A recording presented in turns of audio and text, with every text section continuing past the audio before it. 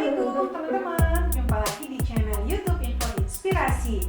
Nah teman-teman, kali ini kita akan bikin squishy strawberry ya, terinspirasi dari Sang Elang Indonesia. Oke, sebelum dimulai jangan lupa untuk di like, kemudian di subscribe dulu bagian belum subscribe. Sekarang kita lanjut bikin yuk, let's get started.